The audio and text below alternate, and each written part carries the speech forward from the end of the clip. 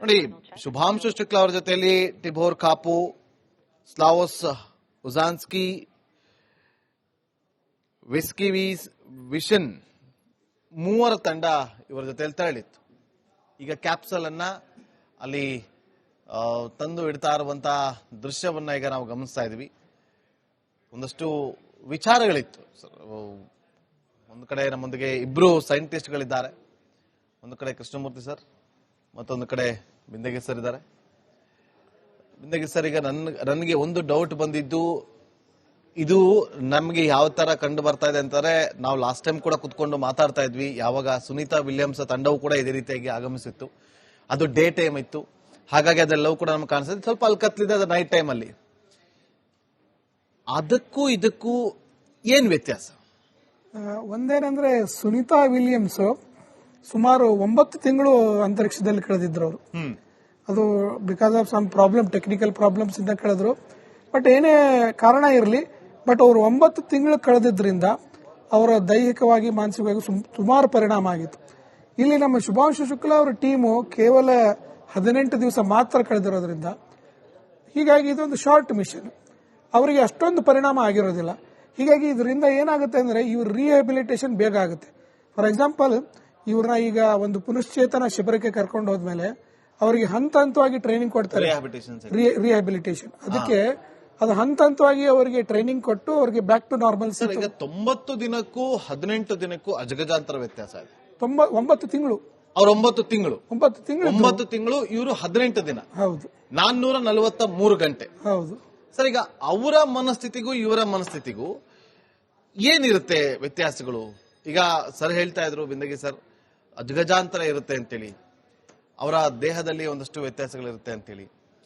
ಈಗ ಇವರ ದೇಹದ ಸ್ಥಿತಿ ಯಾವ ರೀತಿಯಾಗಿರುತ್ತೆ? ಇವರನ್ನ ಈಗ ರಿಹಾಬಿಲಿಟೇಷನ್ ಸೆಂಟರ್ಗೆ ಕರ್ಕೊಂಡೋದಾಗ ಅಲ್ಲಿ ಯಾವ ತರ ಆಗುತ್ತೆ, ಅದನ್ನು ಕ್ಲಿಯರ್ ಮಾಡ್ಬಿಡಿ ಸರ್. ಆಮೇಲೆ ಈ ಒಳಗಡೆ ಅಲ್ಲಿಗೆ ಹೋಗಿ, ಬಾಹ್ಯಾಕಾಶಕ್ಕೆ ಹೋಗಿ ಅಲ್ಲಿ ಏನೆಲ್ಲ ಅವರು ಒಂದಷ್ಟು ತಯಾರಿಯನ್ನ ಮಾಡಿದ್ರು, ಅಲ್ಲಿ ಏನೆಲ್ಲ ಸ್ಟಡಿಯನ್ನ ಮಾಡಿದ್ರು, ಅದ್ರ ಬಗ್ಗೆ ಮಾತಾಡ್ತಾ ಹೋಗ್ತೀವಿ ಸರ್. 2 ವಿಚಾರನ ಮಾತಾಡೋಣ. ಈಗ ತಾವು ಸ್ಕ್ರೀನ್ ಅಲ್ಲಿ ನೋಡ್ತಿರೋ ಒಂದು ಸಣ್ಣ ವಿಚಾರ ಒಂದೊಂದು ಹೇಳ್ಕೊಂಡ್ಬಿಟ್ಟು, ಈಗ ಅದೇನಾಯ್ತು ಅಂದ್ರೆ, ಸಮುದ್ರಕ್ಕೆ ಬಂದು ಇಳಿತು. ಸಮುದ್ರಕ್ಕೆ ಬಂದ್ರ ಮೇಲೆ ಆ ಕಡೆ ಈ ಕಡೆ 2 ಬೋಟ್ ಬಂದ್ಬಿಟ್ಟು ಅದನ್ನ ಸೆಕ್ಯೂರ್ ಮಾಡಿದ್ರು, ಅದಕ್ಕೆ ಬೆಲ್ಟ್ ಹಾಕಿದ್ರು, ಅದೇನ್ ಲಿಫ್ಟ್ ಮಾಡೋದಕ್ಕೆ ಸಪೋರ್ಟ್ಗೆ. ಅದನ್ನ ಶೇನನ್ಸ್ ಓಷನ್ ಕ್ರಾಫ್ಟ್ ಏನಿದೆ ಶಿಪ್ ಮೇಲೆ ತಂದು ಇಟ್ಟಿದ್ದಾರೆ. ಇವ್ನ ಅಬ್ಸರ್ವ್ ಮಾಡಬಹುದು, ಆ ಕಡೆ ಈ ಕಡೆ ಆ ಕಡೆ ಒಂದು ಜನ ಓಡಾಡ್ತಿರ್ತಾರೆ ಅಲ್ಲಿ. ಅದು ಒಂದು ಮೆಕ್ಯಾನಿಕಲ್ ಆಗಿ ಒಂದು ಸೆಕ್ಯೂರ್ ಮಾಡೋದೊಂದು. ಸೆಕೆಂಡದಾಗಿ ಆ ಡ್ರೇಕೋ ಥ್ರಸ್ಟರ್ಸ್ ಗಳದ್ದು ಕೆಲವೊಂದು ಲಿಕ್ವಿಡ್ ಫ್ಯೂಲ್ ಇರುತ್ತೆ, ಲೀಕೇಜ್. ಅದನ್ನ ಸ್ವಲ್ಪ ಅವ್ರ ಆಗ ವಾಶ್ ಮಾಡ್ತಾ ಇದ್ದಾರೆ, ಆ ಕಡೆ ಈ ಕಡೆ ವಾಶ್ ಮಾಡ್ತಾ ಇದ್ದಾರೆ. ಅದೆಲ್ಲ ಯಾಕೆಂದ್ರೆ ಅದು ಕೆಮಿಕಲ್, ಅದು ಹಾನಿಕಾರಕ ಕೆಮಿಕಲ್ ಅದೇ ನೋಡಿ, ಅದೆಲ್ಲ ಮಾಡ್ತಾ ಇದ್ದಾರೆ. ಅದು ಮಾಡೋದ್ರ ಮೇಲೆ ನೆಕ್ಸ್ಟ್ ಇಲ್ಲಿ ಹ್ಯಾಚ್ ಓಪನ್ ಮಾಡೋದು, ನಮ್ ನೆಕ್ಸ್ಟ್ ಮೈಲ್ ಸ್ಟೋನ್ ನೋಡೋದು, ಹ್ಯಾಚ್ ಅನ್ನು ಓಪನ್ ಮಾಡಬೇಕು. ಇನ್ನು ಓಪನ್ ಮಾಡಿಲ್ಲ, ಅಲ್ಲಿ 3 ಜನ 4 ಜನ ಕೂತಿದ್ದಾರೆ ಅಲ್ಲಿ. ಇನ್ನು ಅಲ್ಲಿ ನೆಕ್ಸ್ಟ್ ಓಪನ್ ಮಾಡ್ತಾರೆ. ಅಲ್ಲಿಗೆ ಬಂದಾಗ ಆಗ ಓಪನ್ ಮಾಡ್ಬೇಕಾದ್ರೆ ಮಾತಾಡೋಣ. ಸ್ಯಾನಿಟೈಸ್ ಆಗ್ತಾ ಸ್ಯಾನಿಟೈಸರ್, ಅದು ಕೆಮಿಕಲ್ ಆಗ್ತಾ ಇದ್ರಲ್ಲ, ಅದು ಸ್ಯಾನಿಟೈಸ್ ಅನ್ನ term. Sanitisation is A term used for chemical destruction of bacteria. ಇದು ಕ್ಲೀನಿಂಗ್ ಕೆಮಿಕಲ್ ಕ್ಲೀನ್ ಮಾಡೋದು. ಇದು ಅಂದ್ರೆ ಫ್ಯೂಯಲ್ ಇರುತ್ತೆ, ಟ್ರಾಕೋ ಥ್ರಸ್ಟರ್ಸ್ ಗಳು ಇರ್ತಾವಲ್ಲ, ಆ ಫ್ಯೂಯಲ್ಗಳು ಕೆರೋಸಿನ್ ಇರ್ಬೋದು, ಇಲ್ಲಿ ಕೆರೋಸಿನ್ ಬರಲ್ಲ, ಬೇರೆ ಫ್ಯೂಯಲ್ ಬರುತ್ತೆ. ಅದು ಮನುಷ್ಯನಿಗೆ ಹಾನಿಕಾರಕ. ಈಗ ಅಲ್ಲಿ ಅದು ಓಪನ್ ಮಾಡ್ತಿರೋದು, ಅದು ಸೆಂಟ್ರಲ್ ಕೆಳಗೆಲ್ಲ ಕ್ಲೀನ್ ಮಾಡಿದ್ದಾರೆ, ಆ ಮೇಲ್ಗಡೆ ಓಪನ್ ಮಾಡ್ತಾರೆ. ಆ ಹ್ಯಾಚ್ ನಿಮಗೆ ಕಾಣುತ್ತೆ, ಅಲ್ಲಿ ಡೋರ್ ಇದೆ ನಿಮಗೆ. ಅಲ್ಲಿ ಏನೋ ಒಂದು ಡೋರ್ ಶೇಪ್ ಅಲ್ಲಿ ಸ್ವಲ್ಪ ಸ್ಕ್ವಯರ್ ಆ ಶೇಪ್ ಅಲ್ಲಿ ಇದೆ, ಆ ಶೇಪ್ ಅಲ್ಲಿ ಡೋರ್ ಇದೆ, ಅದನ್ನ ಓಪನ್ ಮಾಡ್ತಾರೆ. ಈಗ ಅದಕ್ಕೆ ಏನೇನು ಬೇಕು ಆ ಪ್ರೊಸೀಜರ್ ಮಾಡ್ಕೊಂಡಿದ್ದಾರೆ. ತಾವು ಆಗೊಂದು ಪ್ರಶ್ನೆ ಕೇಳಿದ್ರಿ, ಸುನೀತಾ ವಿಲಿಯಮ್ಸ್ ವರ್ಸಸ್ ಶುಭಾಂಶು ಶುಕ್ಲಾ, ಅಜಗಜಾಂತರ ವ್ಯತ್ಯಾಸ ಇದೆ ಅಂತ ಸುಧೀಂದ್ರ ಬೆಂದಿಗರು ಹೇಳಿದ್ರು. ನಾನು ತುಂಬ ಕೂಡ ಒಪ್ತೀನಿ. ಫಿಸಿಕ್ಸ್ ಪಾಯಿಂಟ್ ಆಫ್ ವ್ಯೂ 2 ಒಂದೇನೆ. ಅವ್ರು ತುಂಬಾ ಆರ್ಬಿಟ್ಸ್ ಮಾಡಿದ್ರು, ಇವ್ರು ಸ್ವಲ್ಪ ಕಡಿಮೆ ಆರ್ಬಿಟ್ಸ್ ಮಾಡಿದ್ರು. ಅರ್ಥನೇ ಸುತ್ತೋಡಿದ್ರು, ಇಬ್ರು ಅರ್ಥನೇ ಸುತ್ತೋಡಿದ್ರು. ಇಬ್ರು ರಾಕೆಟ್ ಅಲ್ಲೇ ಮೇಲ್ ಹೋದ್ರು, ಹೋಗಿದ್ದ ಡಿಸ್ಟೆನ್ಸ್ ಅಷ್ಟೇ 400 ಕಿಲೋಮೀಟರ್, ಬಂದಿದ್ದು ವಾಪಸ್ ಅಲ್ಲಿಗೆ ಭೂಮಿಗೆ. ಆದ್ರೆ ಫಿಸಿಯಾಲಜಿ ಮತ್ತೆ ನರ್ವಸ್ ಸಿಸ್ಟಮ್ ಮೇಲೆ ಸುನೀತಾ ವಿಲಿಯಮ್ಸ್ಗೆ ಬಹಳಷ್ಟು ಪರಿಣಾಮ ಆಗಿದೆ. ಇವರು ಕೇವಲ 18 ದಿವಸ, ಅವರು 9 ತಿಂಗಳು. 9 ತಿಂಗಳಕ್ಕಿಂತ ಆಕ್ಚುಲಿ ರಷ್ಯನ್ ಒಬ್ಬ ಆಸ್ಟ್ರೋನಾಟ್ 1 ವರ್ಷ ಇದ್ದಾರೆ. ಆ 1 ವರ್ಷ ಇದ್ದಿದ್ದು ಉದ್ದೇಶ 1 ವರ್ಷ ಇರಬೇಕು ಅಂತ ಇದ್ದಿದ್ದು. ಸುನೀತಾ ವಿಲಿಯಮ್ಸ್ ಹೋಗ್ಬೇಕಾದ್ರೆ 1 ವರ್ಷ ಅಂತ ಪ್ಲಾನ್ ಮಾಡಿ ಹೋಗಿದ್ದೇ ಅಲ್ಲ ಅವರು. ಸ್ವಲ್ಪ ಟೆಕ್ನಿಕಲ್ ಎರರ್ಸ್ ಇಂದಾಗಿ ಬೋಯಿಂಗ್ ಸ್ಪೇಸ್ ಕ್ರಾಫ್ಟ್ ಬರಕ್ ಆಗಲ್ಲ ಅನ್ನೋ ದೃಷ್ಟಿಯಿಂದ ಅದರಲ್ಲಿ ಅನ್ಸೇಫ್ ಅಂತ ಹೇಳ್ಬಿಟ್ಟು ಅದು ವಾಪಸ್ ಖಾಲಿ ಬಂತು. ಇವರನ್ನ ಪುನಃ ಮತ್ತೊಂದು ಡ್ರ್ಯಾಗನ್ ಸ್ಪೇಸ್ ಕ್ರಾಫ್ಟ್ ಮಾಡ್ಬಿಟ್ಟು ಅವ್ರು ಕರ್ಕೊಂಡ್ಬರ್ಬೇಕಾದ್ರೆ 9 ತಿಂಗಳಾಯಿತು. ಹಾಗಾಗಿ ಅವರು ದೈಹಿಕವಾಗಿ ಬಹಳಷ್ಟು ಅವರಿಗೆ ಪರಿಣಾಮ ಆಗಿದೆ. ಏನಕ್ಕೆ ವೆಯ್ಟ್ ಮಾಡ್ತಾರದೀಗ? ಈಗ ಇದರಲ್ಲಿ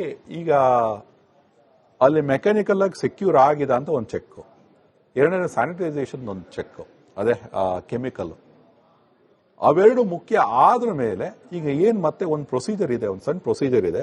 ಅದಾದ್ರ ಮೇಲೆ ಈ ನಿಮ್ಮನ್ನು ಓಪನ್ ಮಾಡ್ತಾರೆ. ಏನ್ ಪ್ರಕ್ರಿಯೆ ಅದು?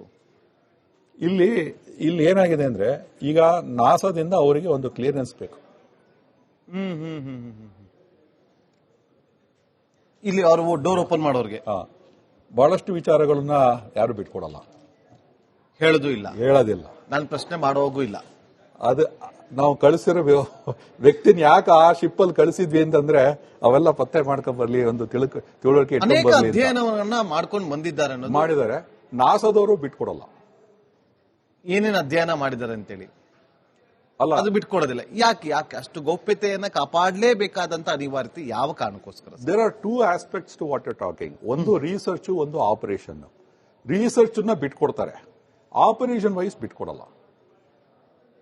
ಅವ್ರದ್ದು ನಮ್ಮ IP ಅಂತ ಹೇಳಿ ಬಿಟ್ಕೊಡಲ್ಲ. Research and operation. ರಿಸರ್ಚ್ ಯಾವ ರೀತಿಯಾಗಿ ಮಾಡಿದ್ರು ಅನ್ನೋದ್ರ ಬಗ್ಗೆ ಬಿಟ್ಕೊಡಲ್ಲ, ರಿಸರ್ಚ್ ಏನ್ ಮಾಡಿದ್ದೀವಿ ಅನ್ನೋದ್ರ ಬಗ್ಗೆ ಬಿಟ್ಕೊಡ್ತಾರೆ ಅಂತ ನೀವು ಹೇಳಿ. ಅದು ಬಿಟ್ಕೊಡ್ತಾರೆ. ಇದು ನೀವು ಮಾತಾಡ್ತಾ ಇರೋದು operation of a Dragon spacecraft ಬಿಟ್ಕೊಡಲ್ಲ. ಸ್ಪೇಸ್ ಎಕ್ಸ್ ಪೇಟೆಂಟೇ ಫೈಲ್ ಮಾಡಲ್ಲ. ಅವ್ರು ಹೊಸದಾಗಿ ಏನಾದ್ರು ಕಂಡಿಡಿದ್ರೆ ಪೇಟೆಂಟ್ ಕೂಡ ಫೈಲ್ ಮಾಡಲ್ಲ. ಅವರು ಯಾಕೆ ಪೇಟೆಂಟ್ ಫೈಲ್ ಮಾಡಲ್ಲ ಅಂತಂದ್ರೆ, ಪೇಟೆಂಟ್ ಫೈಲ್ ಮಾಡಿದ್ರೆ ಚೈನಾದವರು, ಇಂಡಿಯಾದವರು, ಯುರೋಪ್ ಅವರು ಏನ್ ಕಂಡಿಡಿದ್ರು ಅಂತ ತಿಳ್ಕೊಂಡ್ಬಿಟ್ಟು ರಿವರ್ಸ್ ಎಂಜಿನಿಯರ್ ಮಾಡ್ತಾರೆ ಅಂತೇಳಿ ಪೇಟೆಂಟ್ ಕೂಡ ಫೈಲ್ ಮಾಡಲ್ಲ ಅವರು. ಅಂದ್ರೆ ಈ ಫೀಲ್ಡ್ ಆ ತರ ಇದೆ. ಈಗ ನೋಡಿ ಬರ್ತಿದ್ದಾರೆ, ಆದ್ರೂ ಸ್ವಲ್ಪ ಒಳಗಡೆ ನೀರೆಲ್ಲ ಕೆಳಗಡೆ ಸೆಕ್ಯೂರ್ ಆಗ್ಬೇಕಿನ್ನು, ಮೆಕ್ಯಾನಿಕಲಿ ಸೆಕ್ಯೂರ್ ಆಗಿ ಒಂದೊಂದೇ ಸ್ಟೆಪ್ ಅಲ್ಲಿ ತೆಗಿತಾರೆ. ಈಗ ಅವರು 4 ಜನನ ಹೊರಗೆ ಕರ್ಕೊಂಡ್ ಬರ್ಬೇಕು. ಈಗ ನಿಮ್ಮ ಹತ್ರ ಒಂದು ಮಾಡೆಲ್ಗಳು ಇದಾವೆ ಇಲ್ಲಿ. ಹೌದು, ಮಾಡೆಲ್ಗಳು ಅದು ಸೇಮ್ ಅದೇ ತರ ಇದೆ. ಸೊ ಅದನ್ನ ಮಾಡೆಲ್ ತೋರಿಸ್ಕೊಂಡು ಅಲ್ಲಿಂದ ಇಲ್ಲಿದ್ದು ಎರಡನ್ನ ಎಕ್ಸ್ಪ್ಲೇನ್ ಮಾಡಬಹುದು ಸರ್? ಈಗ ನೋಡಿ ಅಲ್ಲಿ ಸಿಂಪಡಣೆ ಮಾಡ್ತಾ ಇರೋದು ಅದೇನಾ ನೀವು ಹೇಳಿದ್ದೀರಾ? ಏನಾಗುತ್ತೆ ಅಂದ್ರೆ ಇಲ್ಲಿ ಆ ಡ್ರೇಕೋ ಥ್ರಸ್ಟರ್ಸ್ ಅಂತ ಹೇಳ್ಬಿಟ್ಟು RCS ಥ್ರಸ್ಟರ್ಸ್ ಅಂತ ನಾವು ರಿಯಾಕ್ಷನ್ ಕಂಟ್ರೋಲ್ ಥ್ರಸ್ಟರ್ಸ್ ಅಂತ ಹೇಳ್ಬಿಟ್ಟು ಆರ್ಬಿಟಲ್ ಸಣ್ಣ ಎಂಜಿನ್ಗಳು, ಅವನ್ನ ಇಟ್ಕೊಂಡ್ಬಿಟ್ಟು ನಾವು ಏನ್ ಮಾಡ್ತೀವಿ, ಆರ್ಬಿಟ್ ಅಲ್ಲಿ ಮೂವ್ ಮಾಡೋಕೆ X Axis, Y Axis, Z Axis, ಆ 3 ಆಕ್ಸಿಸ್ ಅಲ್ಲಿ ನಾವು ಮೋಷನ್ ಮಾಡೋದಕ್ಕೆ, ವೆಲಾಸಿಟಿ ಚೇಂಜ್ ಮಾಡೋದಕ್ಕೆ ನಾವು ಅದನ್ನು ಉಪಯೋಗಿಸ್ಕೊಂತೀವಿ. ಹೈಪೋರ್ಗೋಲಿಕ್ ಫ್ಲೂಯಿಡ್ UDMH ಇಲ್ಲ MMH ಈ ತರ ಕೆಮಿಕಲ್ಗಳನ್ನು ಯೂಸ್ ಮಾಡಿರ್ತೀವಿ. ಅದು ಭಾರಿ helpful for operation of the space craft. But ಮನುಷ್ಯನಿಗೆ ಅದು ಕಾರ್ಸಿನೋಜೆನಿಕ್ ಅಂತಂದ್ರೆ ಎಲ್ಲಾ ರೀತಿ ಕೆಟ್ಟದು. ಈ ನೈಟ್ರಿಕ್ ಆಸಿಡ್ ತರ. ಅದಕ್ಕೆ ಅವ್ರು ಏನ್ ಮಾಡ್ತಾರೆ, ಅದೆಲ್ಲ ಕ್ಲೀನ್ ಮಾಡ್ತಾರೆ, ಯಾಕೆಂದ್ರೆ ಹೊರಗೆ ಬರಬಾರ್ದು ಅಂತ. ಮೋಸ್ಟ್ಲಿ ಈಗ ತೆಗೆಯುವ ಪ್ರಕ್ರಿಯೆ ನಡೀತಾ ಇದೆ. ಬೈ ದ ವೇ, ನೀವು ಏನ್ ಆಪರೇಷನ್ಸ್ ನಾನು ಹೇಳಿದ್ನಲ್ಲ, ಬಹಳಷ್ಟು ವಿಚಾರನ ಬಿಟ್ಕೊಡಲ್ಲ, ಯಾರು ಬಿಟ್ಕೊಡಲ್ಲ. ಕ್ಲೀನ್ ಮಾಡ್ತಾರೆ ಅಂತ ಹೇಳಿದ್ರೆ ಅದನ್ನ ಮಾಡ್ತಿದಾರೆ ಅಲ್ಲಿ, ಅದು ಕ್ಲೀನ್ ಆಗಿ ಒರೆಸಿ ಅದನ್ನ ನೀಟ್ ಮಾಡ್ತಾರೆ ಅಲ್ಲಿ. ಆದ್ರೆ ಈಗ ಅವರು ಒಳಗಡೆ ಇರೋ 4 ಜನ